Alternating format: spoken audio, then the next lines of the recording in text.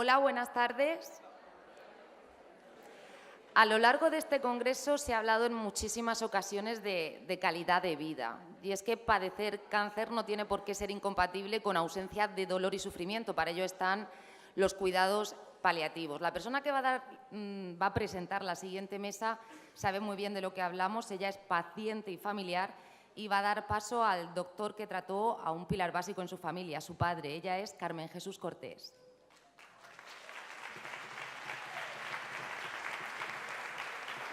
Buenas tardes. Gracias, Marta. Gracias a todos por estar aquí. Y en especial le quiero dar las gracias a todos los ponentes porque han demostrado a lo largo de este día y pico que llevamos que ya practican el arte de humanizar. Muchas gracias a todos.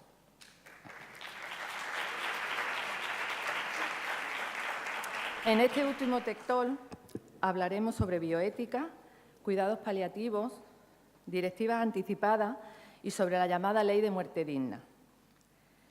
Como paciente y familiar de paciente de cáncer, mi aportación a esta mesa se basa en mi experiencia y la de mi familia a lo largo del proceso de la enfermedad de mi padre.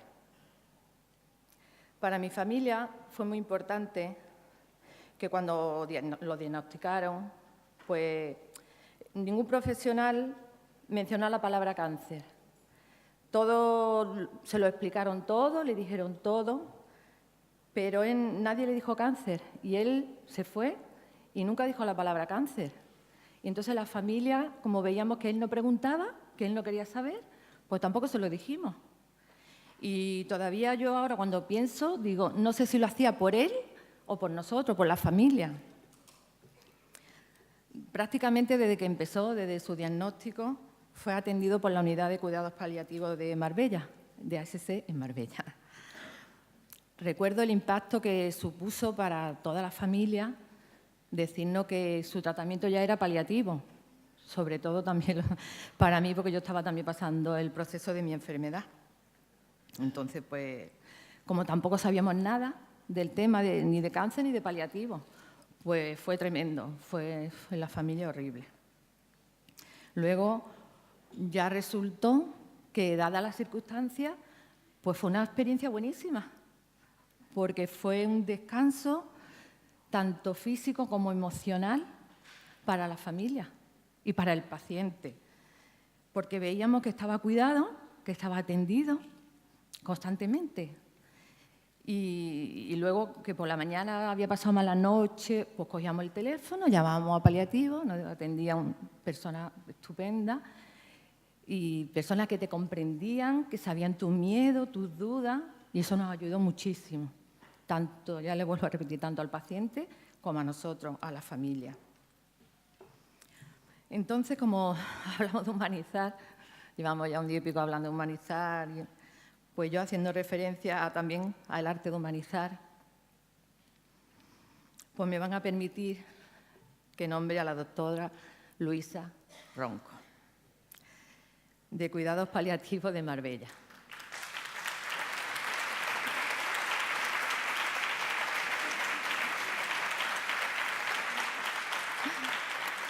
Y la nombro como ejemplo de profesional y persona humana y cariñosa. Mi madre me decía, ahí viene Luisa. Claro, ella viene a cuidar de papá, pero es que a mí me hace de psicóloga. Entonces, Luisa, ni mi familia ni yo olvidaremos nunca la alegría en los ojos de mi padre cuando te veía entrar por la puerta. Gracias.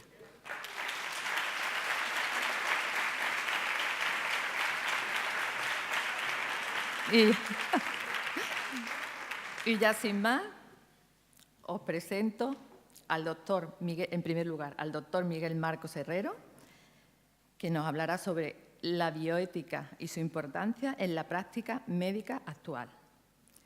Miguel Marcos es médico especialista en medicina interna, actualmente director médico y jefe del Servicio de Medicina Interna en el Hospital Quirón Salud de Málaga. En segundo lugar, voy a presentar al doctor Juan Carlos Domínguez. Médico experto en cuidados paliativos, responsable médico actual de la Unidad de Cuidados Paliativos del Hospital Costa del Sol y director médico de ACC Marbella. Él nos hablará sobre cómo los cuidados paliativos son una atención cada vez más necesaria para vivir mejor.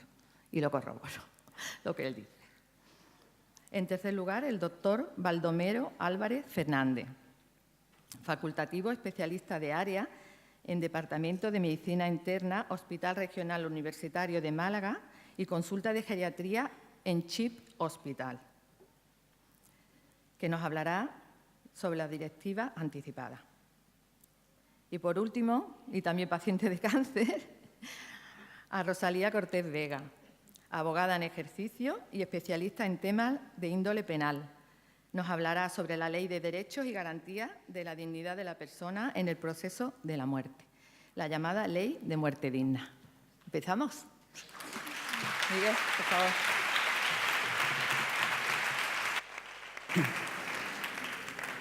Bueno, buenas tardes a todos.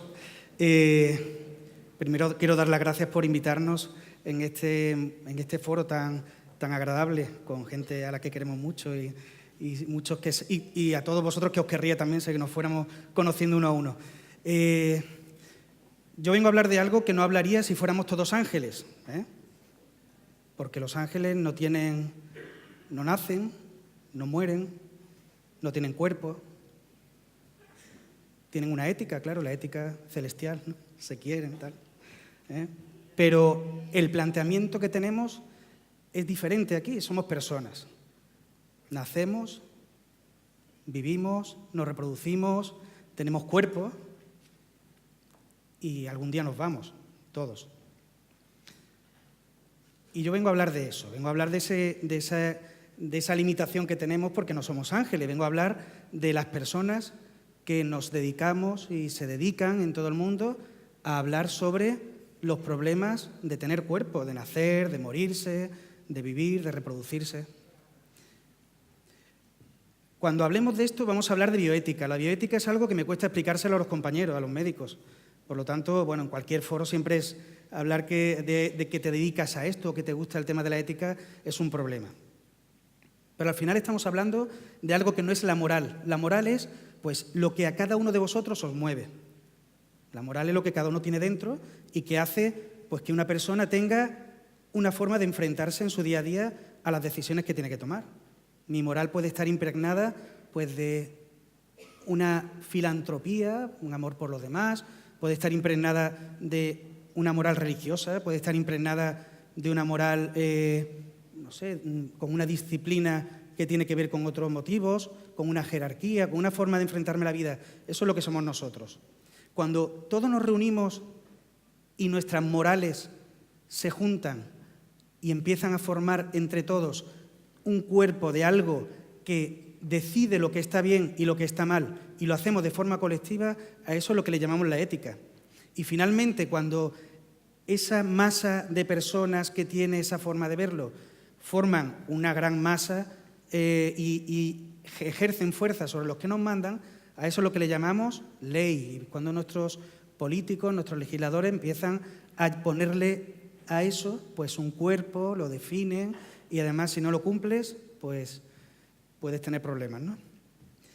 Entonces vamos a hablar de lo que es la ética. Mirad, la bioética no es algo tan antiguo. El primero que hablaba de bioética fue un señor que se llama Potter en el año 1971. Este hombre lo único que pensó es en juntar filosofía, medicina, humanidad y ética. Y lo hizo por primera vez, aunque no era el primer momento en el que alguien se planteó eso. Mira, esto de verdad se empezó a hablar cuando en Seattle, en los años 60, se dieron cuenta de que tenían una capacidad para hacer diálisis mucho menor de las personas que la necesitaban. Y entonces, en aquel momento, en el año 64, nombraron un comité que le llamaban el Comité de la Muerte porque era un comité de gente, legos, no eran médicos, no eran nada, y, bueno, no eran muchos, pero no eran profesionales de la sanidad, pero tenían que tomar la decisión de quién se dializaba y a quién condenaban a morir. A partir de ahí se empezaron a hacer iniciativas, hay un instituto americano, Instituto Kennedy, que trabaja mucho en esto, y ha ido evolucionando. La gran explosión de todo esto de la bioética viene en los años 70, con casos que fueron muy llamativos. Los que tenéis más edad, a lo mejor os acordáis de Karen Kinlam, ¿no? Que fue un caso muy llamativo de una chica que después de una fiesta y tal, pues entró en un estado vegetativo persistente, un coma de los que se tiran mucho tiempo, y la familia pedía pues que no se mantuviera con vida, ¿no? Y eso provocó un debate en los 70 en Estados Unidos muy importante, ¿no? También aparecieron más adelante el caso de Baby Doe, que también os sonará, un síndrome de Down que tenía un problema para alimentarse, y los padres decidieron que no querían operarle porque iba a tener una limitación mental el resto de su vida, y el juez le dio la razón. Casos como el de Inmaculada Echevarría, o acordaré en Granada hace pocos años, una señora conectada a un respirador durante muchísimos años y dijo que ya no tenía sentido vivir así y pidió que se le retirara el tratamiento. Entonces, después de una serie de trámites, pasar por una serie de comités y de haberlo expresado, pues ella pidió que se le desconectara. Casos más cercanos, Juliana Anglano, una chica italiana, que la familia pidió que se le retirara la alimentación. Mar Adentro, la película de Amenábar, $1 Million Baby, la película de Clint Eastwood, bueno, en fin. Este es un debate que tenemos todos los días, pero es que yo vengo aquí a deciros que esto de la bioética no es eso. Es eso, pero esos son los casos de los que nos vamos acordando, los casos que hablamos en todos los cursos, los casos que son principales. Pero no vengo a hablar de eso, vengo de cómo la medicina un día decidió dejar de ser paternalista, es decir, que el médico pueda decidir por ti, según un modelo antiguo, hipocrático, y que, oye, que hasta en los años 60 o 70 funcionó, pero a partir de ahí ya no valía. Ya no valía que un médico fuera el que te dijera, usted se tiene que operar porque lo digo yo, aunque alguno todavía lo dice. Es un modelo antiguo, hemos pasado a un modelo en el que ya nos sentamos dos personas, los cursis decimos que nos sentamos una conciencia con una confianza, la confianza la pone el paciente y la conciencia la pone el profesional, y en ese encuentro pues pasan cosas. Y las cosas que pasan tienen mucho más que ver con lo que la persona decide que lo que el médico tiene que decir ahí en esa situación. El médico tiene que orientar, tiene que ayudar, tiene que acompañar, pero no tomar la decisión. Pues de eso va la bioética, no es tan raro, ¿verdad? La bioética va también de cómo estamos haciendo nuestros hospitales. Tenemos unos hospitales que son muy buenos para todo menos para vivir y para morir. Tenemos unos hospitales que no nos ayudan a eso. Tenemos un sistema sanitario que nos ayuda cuando estamos muy malitos, pero si duramos poco. Un sistema sociosanitario que no nos ayuda a estar enfermos mucho tiempo, no nos ayuda a poder estar acompañando a la persona enferma dentro de ese, arropados por ese sistema, no nos ayuda. Entonces, en ese debate también tenemos mucho que decir. Y lo tenemos que decir entre todos, también desde dentro. También se habla de la forma en que el paciente llega al profesional, de cómo la palabra del paciente se tiene que oír en todo lo que se hace en un centro. Y ahora después vamos a ir hablando 3 casitos los que lo vais a ver muy claro, ¿no? Al final se trata de eso. Por lo tanto, esto de la bioética no es tan raro. Todo lo que se va a hablar aquí hoy tiene que ver con esto, pero tiene que ver con mucho más. Porque al final, esto de la bioética lo simplificamos a tener en cuenta 4 principios básicos que son los que mueven cualquier decisión en el ámbito de esta filosofía de la medicina y de la humanización, que son, el más importante de todo, la autonomía del paciente. La autonomía, la capacidad que tenéis todos, que tenemos todos, para tomar decisiones que atañen a nuestra vida, a nuestra enfermedad, a nuestra salud, a nuestros tratamientos. Ese es un principio básico y sagrado. Cuando se dice en legislación, cuando se dice básico, es que es de lo importante, de las cosas que importan, ¿no?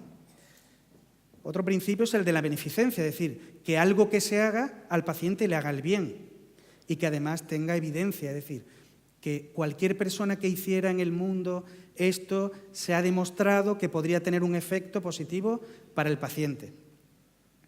También la no maleficencia, ya va el tercero. Autonomía, beneficencia, no maleficencia, no hacer mal, no hacerle mal al paciente. Y en cuarto lugar, la justicia, es decir, que la persona que está en aquella punta de la habitación tenga el mismo derecho a recibir una atención sanitaria que el que está en la otra punta de la habitación.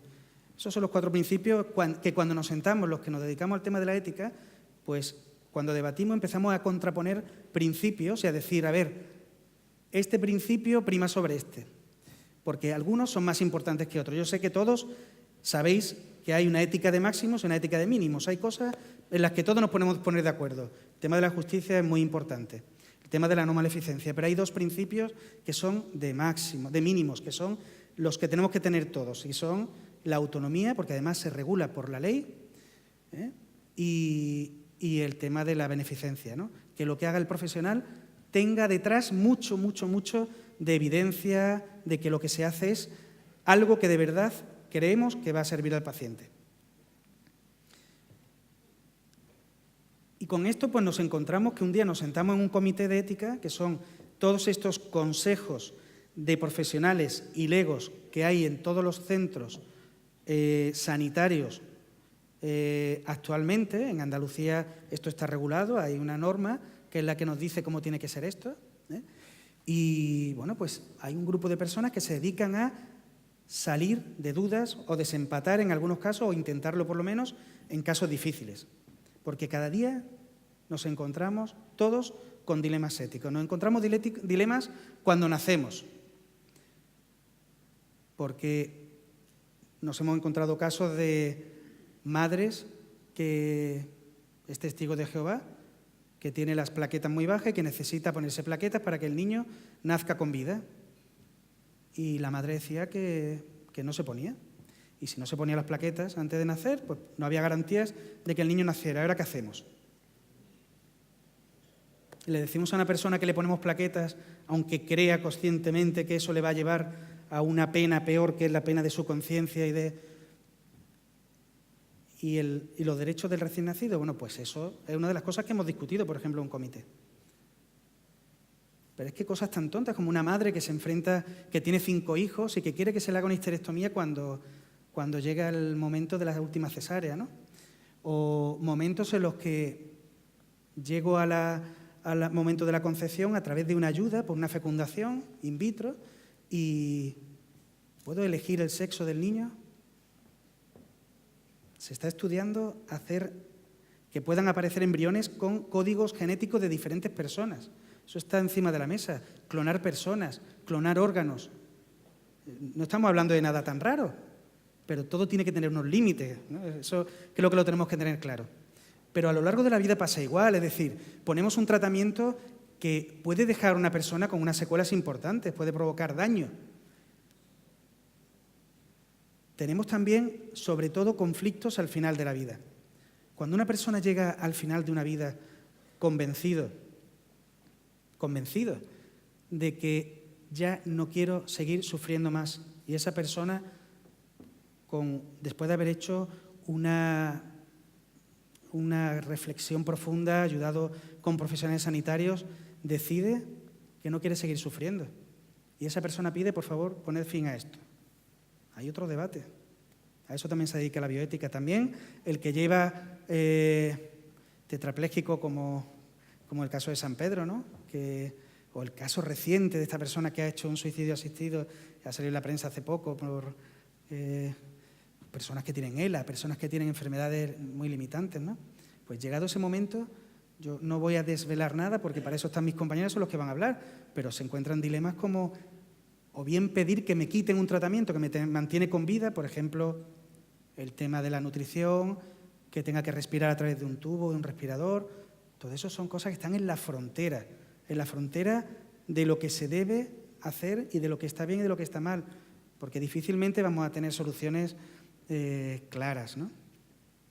Y en ese momento también tenemos la limitación del esfuerzo terapéutico, de lo que también vamos a hablar, porque limitar el esfuerzo es que una persona que llega a un momento en el que ya está tan malita, que no tiene nada después, pues a lo mejor hay que parar de hacer medidas para no encarnizarse con esa persona.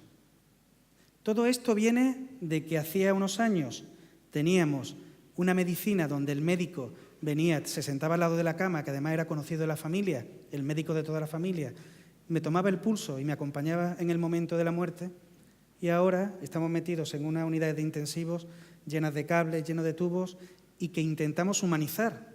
En mi hospital tenemos un proyecto muy bonito de humanización de la UBI, pero no deja de ser pues, lugares que no están adecuados para eso, ¿no? Son inhóspitos, entonces hay personas que nos ayudan a hacer eso, pero al final viene de cambiar ese modelo de la medicina cercana, de la medicina de compañía, a un modelo en el que necesariamente todo se ha especializado y se ha vuelto tecnológicamente más complejo y probablemente un poquito más inhumano.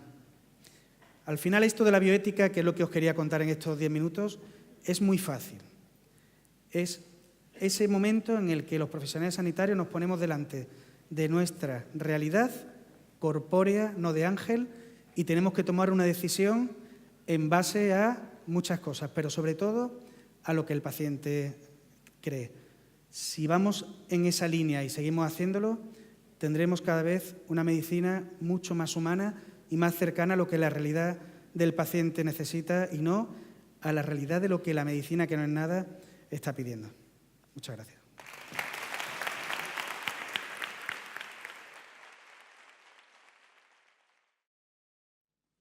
Hola, ¿ahora? Muy bien. Bueno, mirad, en primer lugar, expresarles mi admiración, mi reconocimiento y mi profundo respeto a todas aquellas personas voluntarias de la Asociación Española contra el Cáncer que han hecho posible, con su esfuerzo, con su dedicación y con su trabajo, que este congreso sea una realidad como los 3 anteriores, y esto, verdaderamente, montarlo y montarlo tan bien no es nada fácil. Entonces, bueno, también quiero, en una persona muy especial, que nos dejó hace 4 meses, bueno, unos cuantos meses, no sé exactamente cuántos, y que su marido está por aquí, me ha dado un abrazo hace poco.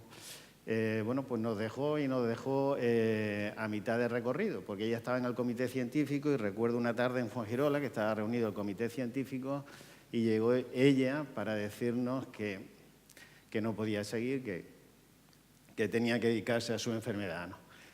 Entonces, bueno, pues mi admiración por Rocío.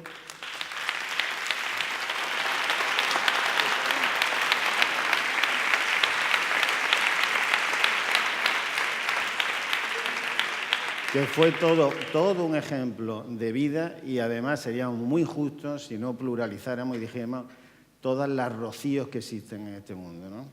Va por ellas. Bueno, pues aquí está.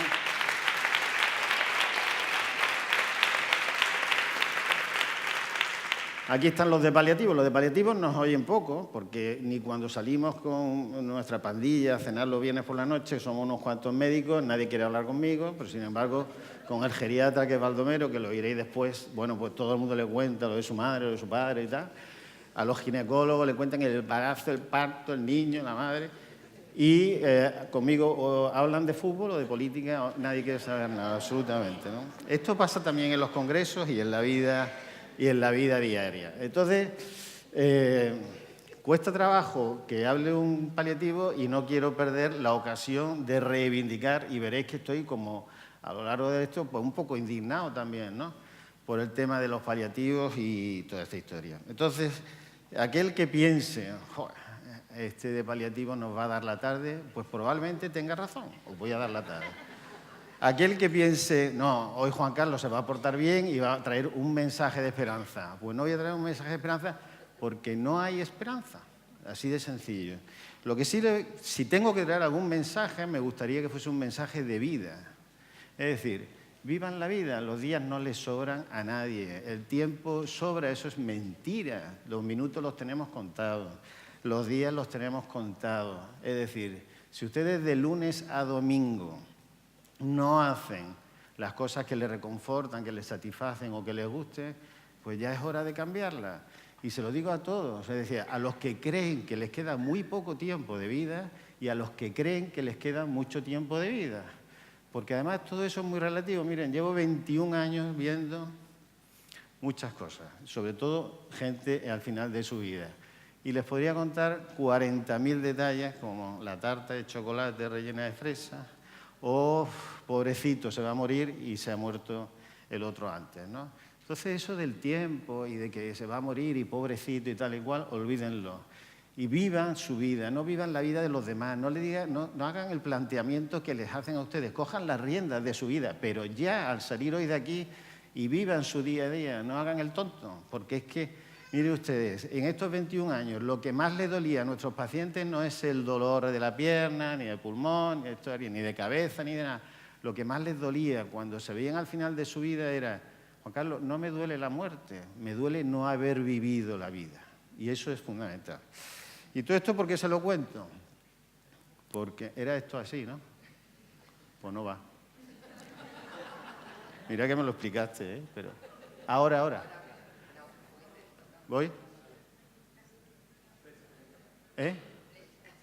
Ah, esta. Es que era la otra, me lo explicó bien.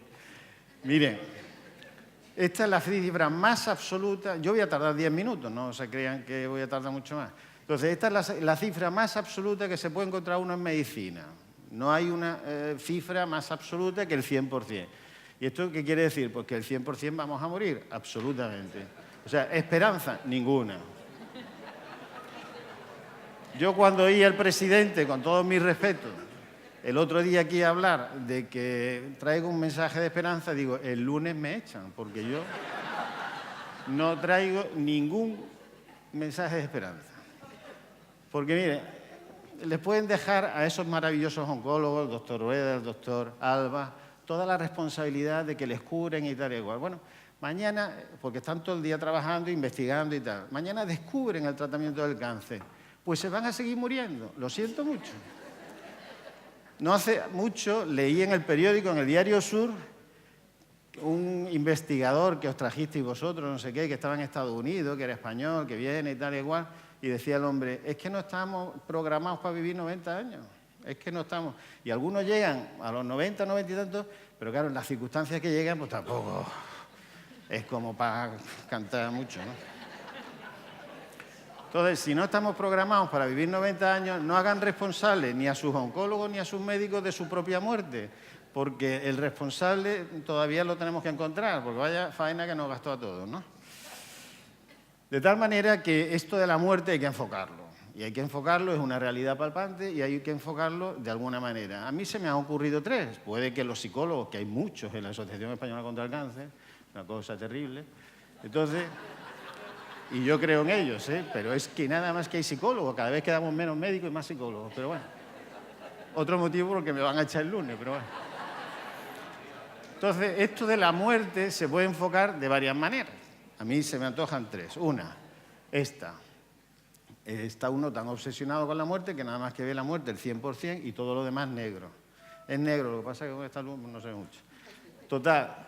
Viven tan aterrados con la muerte, tan obsesionados con la idea de morir, que no viven. Entonces son gente apática, triste, anodina, con difícil relación personal, social ninguna, en su trabajo como si no fueran. Entonces, esta gente es que no viven porque viven aterrados y obsesionados con la idea de morir. Hay otra que es... La muerte existe, pero yo lo veo todo lo demás lo veo blanco, es decir, lo acepto, son gente aventurera, emprendedora, gente que tiene una cantidad de relaciones sociales impresionantes, que están sonriendo constantemente, que disfrutan la vida y que no viven la vida de los demás, sino que viven su propia vida. Pero hay otra, porque estas dos son las que menos se procesan, es decir, esto es... Al final un poquito, alguno que otro, y algún clarividente que hace estas cosas y tal.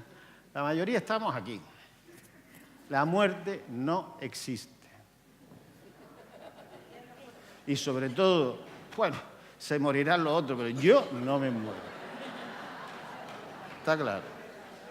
Entonces, ¿qué es lo que pasa con esto? Esto tiene sus problemillas, pero bueno, tenemos una capacidad de vivir con la muerte, ignorándola como si no fuera con nosotros el tema, impresionante. De tal manera que esto, bueno, pues pensamos que se mueren los demás, pensamos que cuando nos llega a nosotros la hora de tener esa enfermedad, estos señores lo van a descubrir todo y yo de eso no me voy a morir.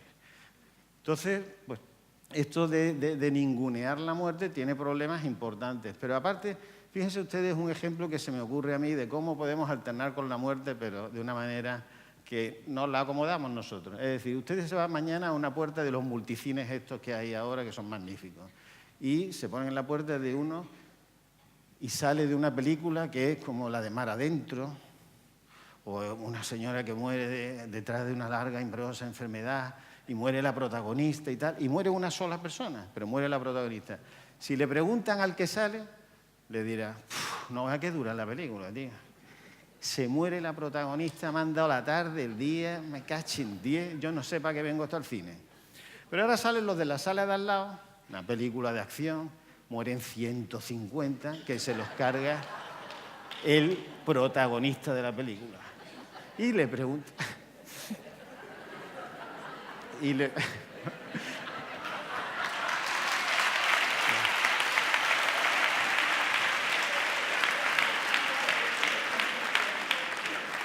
Me han dado 10 minutos para hablar de paliativos, no me los quiten.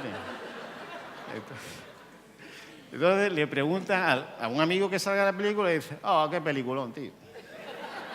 He visto un película, el protagonista se ha cargado, pero vamos, además se lo ha cargado bien cargado. Y además todo el cine estaría diciendo, mátalo, mátalo. De tal manera que fijaros cómo es la idea. O sea, es unos 150 muertes desagradables. Y no vea. Y ahora una muerte dulce, qué dureza de película y tal.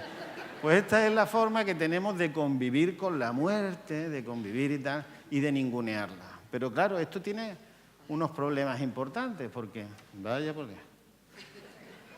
Este ninguneo de la muerte, yo he puesto el ninguneo político. Bueno, los políticos hacen lo que le demanda la sociedad, y es que los problemas no es el político, somos nosotros. Fijaros, el otro día, bueno, mi hija está preparando una oposición y le vi el Estatuto de los Trabajadores y fijaros la diferencia. Es decir, si te casas con el amor de tu vida, te dan 15 días para irte a Tenerife. Pero si muere el amor de tu vida, te dan 2 días. Uno para enterrarlo y otro para coger las cenizas. Y al tercer día, pues si eres oncólogo, tienes que pasar consultas, pues o si eres piloto, pues ya tú montarte en el avión de uno que... Ahora, ¿cuál es la cuestión? Pues que evidentemente esto es un problema de la sociedad que no exige esto. Pero hay más crueldad, es decir, si nace el niño que tú has adorado, que has añorado y tal y igual, como madre te dan 112 dietas. Y no cuento la lactancia, las vacaciones y tal, ¿no? Y si eres padre, esto lo han revisado desde que yo soy padre, y mi hija mayor tiene 26 años, a mí me dieron 2 días. Y ya van por 28. O sea que esto lo están moviendo, ¿eh? Pero si se muere tu hijo querido, te dan 2 dietas. Esto es el ninguneo social, político de la muerte. Anda que el que escribió el Estatuto de los... Bueno, yo lo he leído y los abogados, macho, soy más complicado que la madre de compadre. Entonces, esto es el que tenía una sensibilidad hacia la muerte impresionante, ¿no? O sea, a los 2 días te tienes que poner a trabajar. Claro, ¿qué es lo que hace la gente? Pues esto es insoportable y se buscan pues, bajas por depresión que no tienen. Pues la depresión es una tristeza inmotivada. Uno de los parámetros cuando estudiábamos era tristeza inmotivada. Y esto es una tristeza motivada, pues los atiborran de antidepresivos, se les cataloga ya como una persona depresiva porque se han tomado una baja porque no pueden ir a trabajar en esas circunstancias, ¿no? Pero este ninguneo no solo llega a lo político, uy, me salta una, sino que llega al ninguneo sanitario. Aquí es donde yo me indigno. Entonces resulta que, fijaros, y no me ha sido fácil encontrar estas cifras. Las de paliativos sí, pero las de ginecólogo me ha sido muy complicado. Entonces, no me lo tomen al pie de la letra, pero ginecólogos en Carlos Haya hay 52. No contamos, según me han informado, ni los residentes, que trabajan un taco, ni ya la parafernalia de neonatólogos, pediatras y tal, igual que todo lo que está alrededor del nacimiento de una persona, ¿no? Y paliativistas en Carlos Haya hay 7. Bueno, pues ese es el marco más favorable que se encuentra en toda Andalucía. Puede haber los iguales, pero más favorable ninguno. Lo normal es lo siguiente, o sea, 28 ginecólogos en el hospital clínico y tienen alrededor de 10 residentes, o sea que serían 38, por un paliativista en el clínico. Mira, 44.000 personas fallecieron en España en el año 2016 sin una atención de cuidados paliativos. Eso vamos a ponerlo al revés. 44.000 mujeres dieron a luz en España sin una atención de un ginecólogo. Saldríamos en todos los periódicos del mundo y sería el escándalo de los escándalos. Pero lo otro no es ningún escándalo. Claro, los que me puedan rebatir dirán, sí, pero bueno, es que nacen muchos más niños que gente que muere. Pues toma. Ahí lo tienes. Esa es la natalidad en España y la mortalidad, según el Instituto Nacional de Estadística, en los distintos años. Si os dais cuenta, en el año 75 la tasa de natalidad más que duplicaba la tasa de mortalidad. Y así sucesivamente hasta llegar al 2015, donde por primera vez en la historia la tasa de mortalidad fue superior a la tasa de natalidad.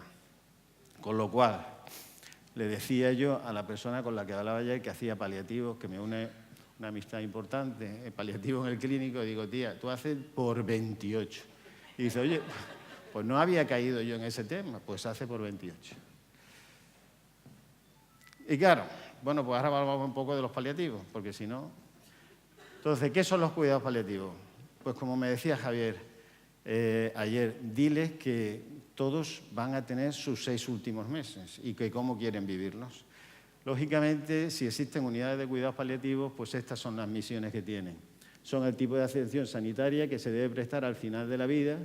Su intención es mejorar la calidad de vida del paciente y su familia cuando se enfrentan a una enfermedad en situación terminal.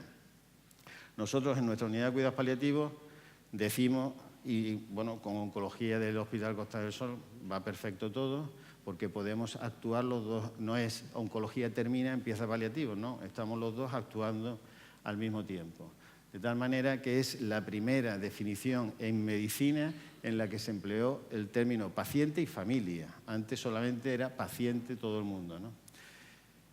La definición de enfermedad terminal que más nos gusta a todos es todos somos, a los de paliativos, todos somos enfermos terminales, la diferencia está en el tiempo que nos queda. Está clarísimo por lo que os dije antes. Los objetivos de una unidad de cuidados paliativos pues son el alivio y el control de síntomas, la comunicación e información adecuada, el respeto a la autonomía, Es decir, un equipo de paliativos no es un médico, sino que es médico, psicólogo, trabajador social, enfermera, voluntariado, asistente espiritual, abogado incluso, farmacéutico. Es decir, todos tenemos que estar de acuerdo en cómo tratar a un enfermo, porque el enfermo tiene todos esos problemas y muchos más. Y esta ya es la última. Yo cada vez que voy a un sitio me dicen, usted es que viene a ayudar a morir dignamente a mi familiar. Mire usted, yo no ayudo a morir a nadie. Yo ayudo a vivir dignamente hasta el último momento. Yo me preocupo porque usted respire, porque usted esté bien, porque no tenga dolor. Morir no ayudamos absolutamente a nadie, pero no sé por qué se nos ha puesto la tilde de que ayudamos a morir dignamente. Yo todavía no he ayudado a morir a nadie. Yo he ayudado a vivir hasta el último aliento a esa persona. Y otra cosa, y esto lo digo para los navegantes, porque en Andalucía todo está muy escrito, todo está muy hecho, todo el mundo hace variativos y tal y igual, y somos, fuera de Andalucía somos unos monstruos, todo y tal igual. Y les vuelvo a insistir, por todo lo que le he dicho antes, que paliativo no es un médico poniendo morfina. El que se crea que hace unos buenos cuidados paliativos porque está empleando la morfina, se está equivocando de punta a pala. Lo único que está controlando es el dolor físico, y no siempre, y una dificultad respiratoria en un momento determinado. Y muchísimas gracias a todos.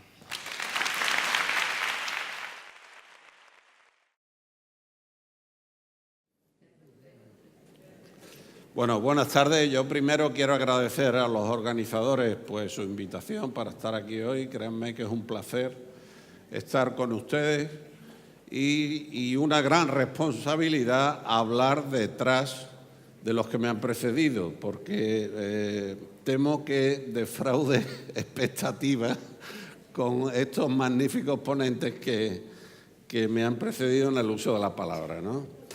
Bueno, me toca dar unas pinceladas sobre, perdonad, pero es que todavía me estoy riendo un poco de la enjundia con la que el doctor Domínguez ha presentado el tema de los paliativos, ¿no? Me toca dar unas pinceladas sobre las directivas anticipadas. Mire, las directivas anticipadas hay que enmarcarlas en el contexto del consentimiento informado. Como es sabido, todas las personas tenemos derecho a aceptar o rechazar los tratamientos, técnicas, procedimientos que se nos proponen en el ámbito de la salud.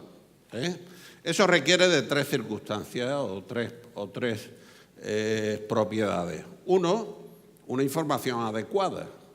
Es decir, difícilmente podremos decidir si no nos informan sobre diagnóstico, pronóstico, posibilidades terapéuticas, problemas que nos pueden dar los distintos tipos de tratamiento, circunstancias que se pueden plantear. Sin esa base no podremos decidir bien y el consentimiento informado queda devaluado. En segundo lugar, tendremos que tener capacidad para asimilar esa información y a procesarla y tomar una decisión en algún sentido. Y en tercer lugar, tendremos que ser libres a la hora de tomar la decisión, porque si no, el consentimiento se devalúa. ¿Qué son las directivas anticipadas? Pues un medio de hacer que no perdamos las riendas sobre nuestras decisiones en el ámbito de la salud, incluso cuando lleguemos a perder la capacidad. Eso se llama una directiva anticipada. ¿Y eso cómo se hace? Pues se hace de la siguiente forma. Esto no. Esto es para atrás. Eso. Se hace de la siguiente forma. Que haciendo un documento donde explicitamos nuestras preferencias sobre tratamientos y objetivos asistenciales que se deben de tener en cuenta si estamos en determinadas circunstancias clínicas. Es decir, yo puedo hacer una directiva anticipada diciendo, pues hoy que tengo plena capacidad, o por lo menos se me supone, ¿verdad? Si algún día tengo, por ejemplo, una demencia avanzada, pues quiero que el objetivo de supervivencia no sea un objetivo asistencial, sino que se prime un objetivo de confort. Y en ese sentido, pues no quiero que se me ponga nutrición por sonda, o no quiero que se me ponga suero, o no quiero que se me trate con antibióticos. Eso sería una directiva anticipada.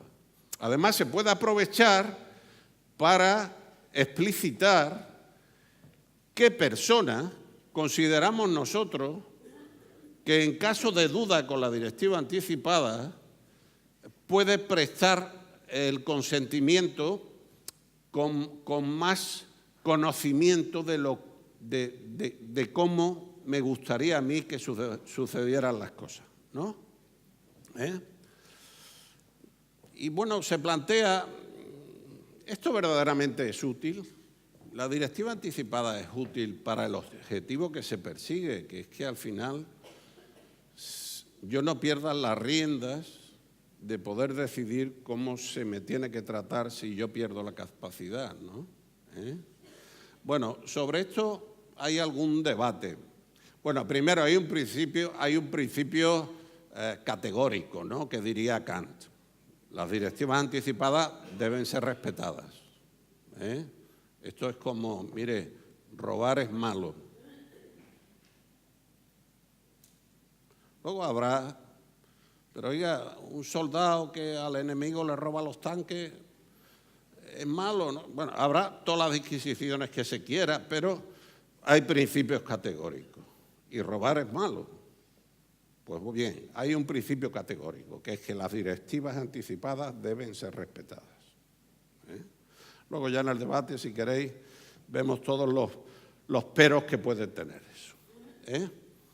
Pero ciertamente hay autores que plantean, oiga, hay ámbitos donde no está tan claro que esa directiva anticipada en el momento que se llega a necesitar aplicar, verdaderamente represente a la autonomía del paciente, porque claro, hay ámbitos, por ejemplo el de la demencia, donde yo o el paciente de que se trate pudo hacer la directiva 8 o 10 años antes y verdaderamente la información que tenía es la que podría tener hoy. Verdaderamente la persona que tratamos de respetar su autonomía es la misma que la que hoy tenemos delante con una demencia avanzada. Hay otros ámbitos donde hay menos dudas, es decir, por ejemplo, en el paciente oncológico, ¿no? El paciente oncológico que hace unas directivas anticipadas, que además lleva un proceso de tratamiento donde hay comunicación, reafirmación de las directivas, comunicación con su oncólogo, de cómo se van desarrollando las cosas, pues puede que se plantee utilizar las directivas anticipadas porque ha perdido el paciente la capacidad, pero la ha perdido hace mes y medio, es decir, y hasta hace mes y medio hemos estado hablando con él de estos temas. Ahí parece que hay menos debate, ¿no?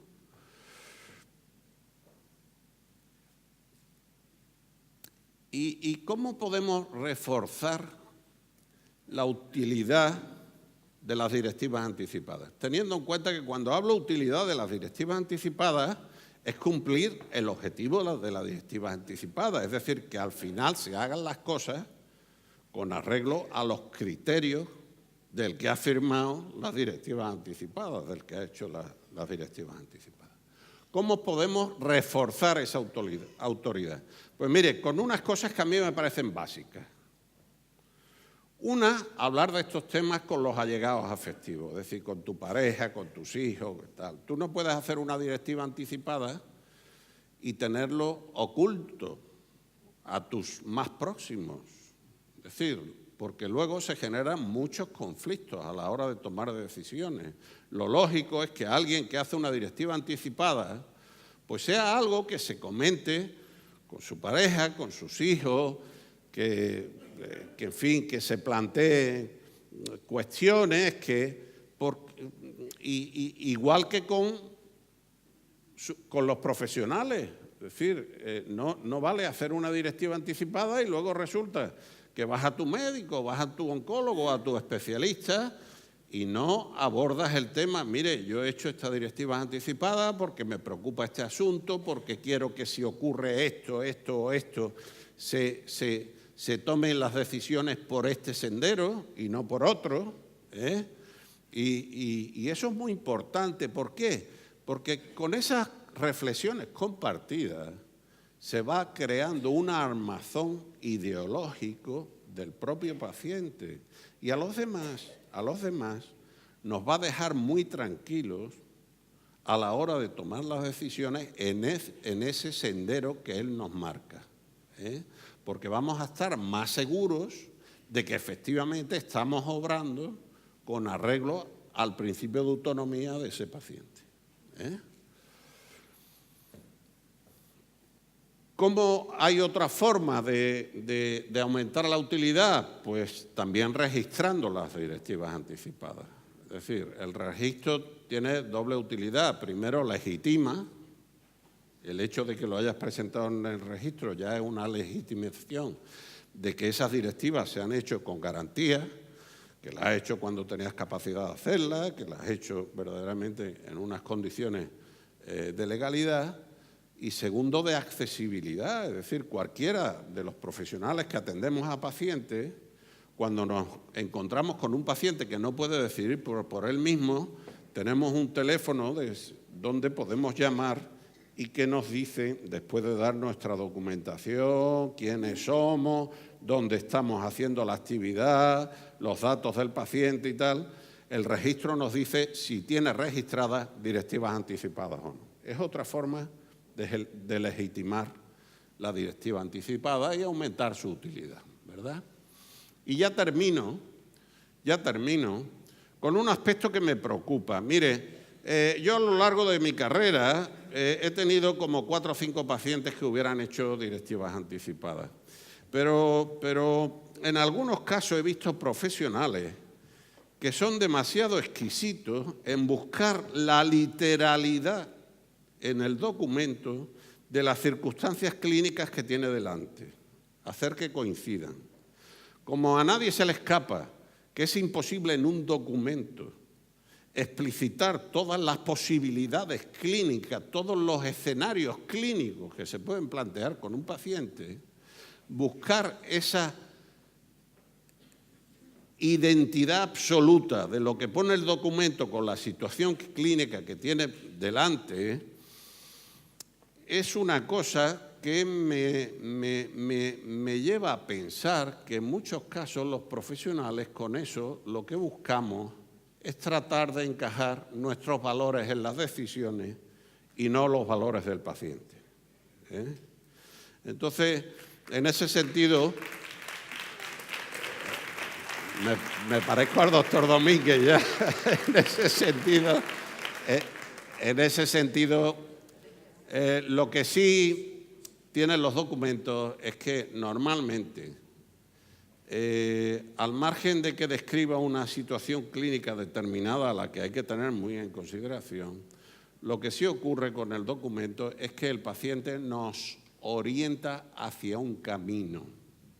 Entonces, tomaremos una decisión o tomaremos otra, pero lo que conviene es que las decisiones que se tomen no salgan por un camino distinto al que va marcando el paciente. Muy bien, pues yo con esto termino. Muchas gracias.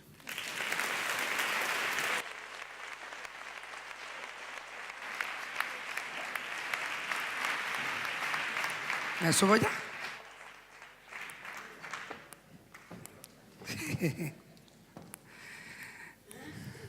Hola, buenas tardes.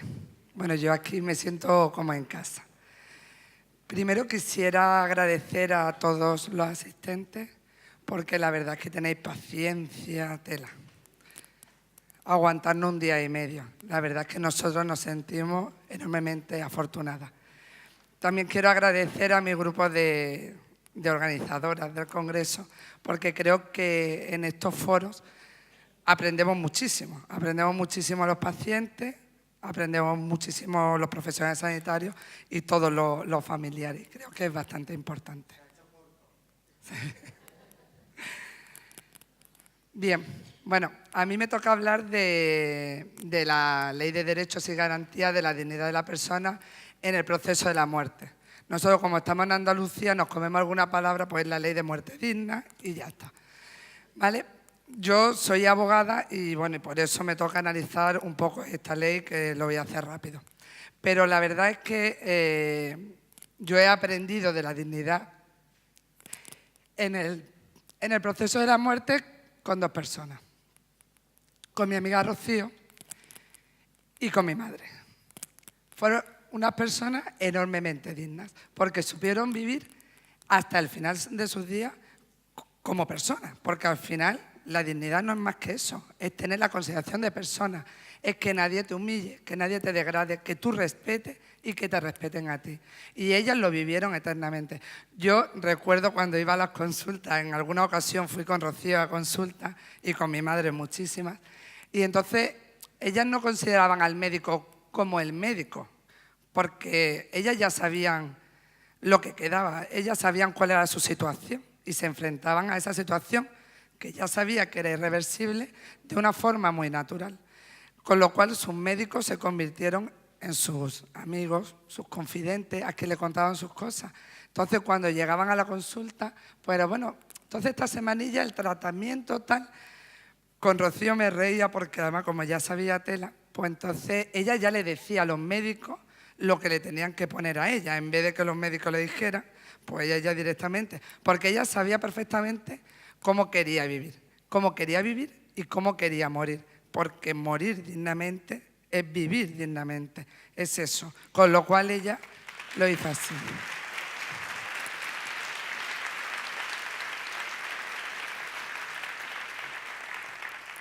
Bueno, si nos centramos en la ley, bueno, pues recoge una serie de derechos, una serie de deberes que le impone al personal sanitario y una serie de garantías de esos derechos. Y van en grupo y ahora los vamos a ver.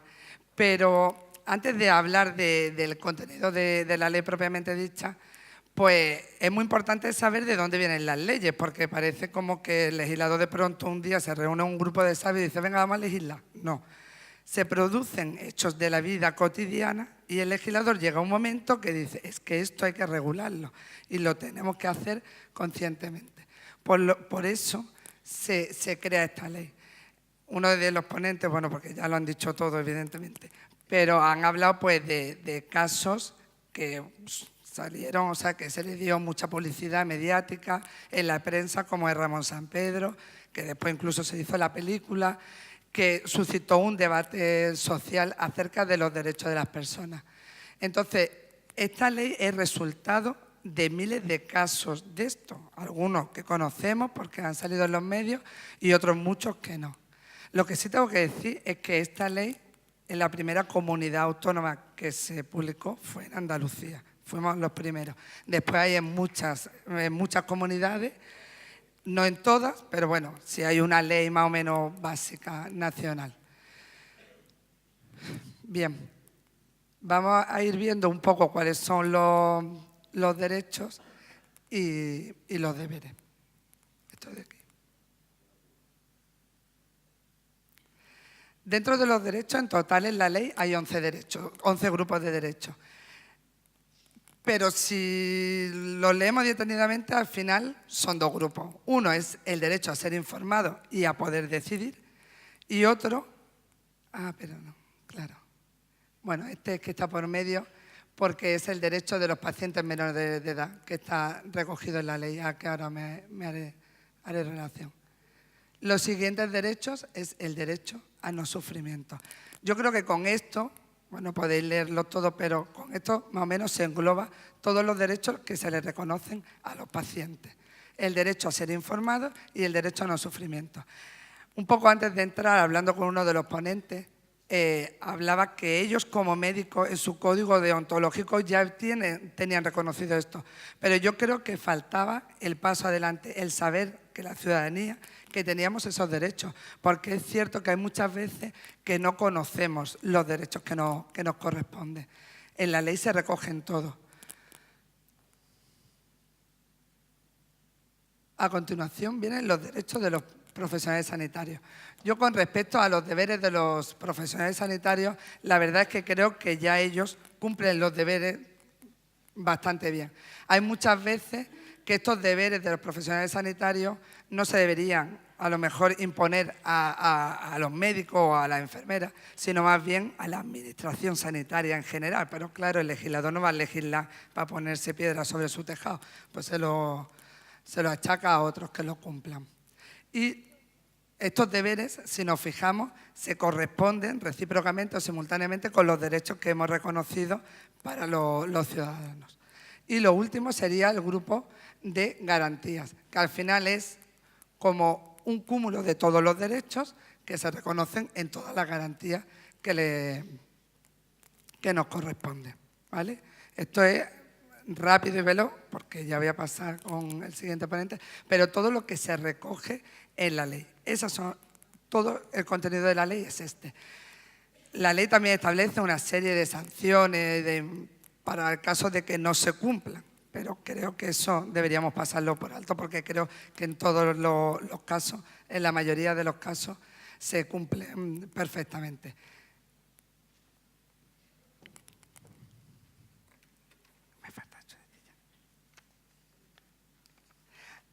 Una cosa importante que quería decir es que cuando se trata de una ley que reconoce derechos, somos los ciudadanos los que tenemos que exigir esos derechos. Cuando una ley impone obligaciones, obligación de pagar impuestos, obligación de cumplir determinadas normas, ya la Administración pone los mecanismos que sean necesarios para que eso se cumpla. Pero cuando son derechos, pues Pues la mayoría de ellos hay mucha gente que no lo conoce, ni tampoco la Administración pone en conocimiento de los usuarios cuando vamos a los hospitales cuáles son los derechos que nos corresponden. Por ejemplo, ahí habla de garantía de estancia en habitación individual. No sé si habéis tenido algún familiar en proceso de muerte, pero yo creo que no se cumple en el 90% de los casos. Entonces, mi mensaje, que es lo último que quiero decir, es que ya que nos han reconocido una ley que nos enumeran una serie de derechos, nosotros somos los ciudadanos, los usuarios, los que tenemos que hacer valer esos derechos. Y cuando algunos de los derechos que aparecen en la ley no se nos reconozcan, exigirlo, que en los hospitales siempre hay un departamento de atención al usuario, al ciudadano, y podemos hacer valer nuestros derechos, porque si no somos nosotros los que hacemos valer los derechos, nunca nos los van a reconocer. Los médicos harán lo que buenamente pueda que le deje la Administración, pero nunca lo cumplirán. Por lo tanto, mi mensaje es que cuando vayamos a los hospitales, cuando nos encontremos en una situación así, que seamos capaces de exigir lo que nos corresponde por ley. Nada más. Muchas gracias.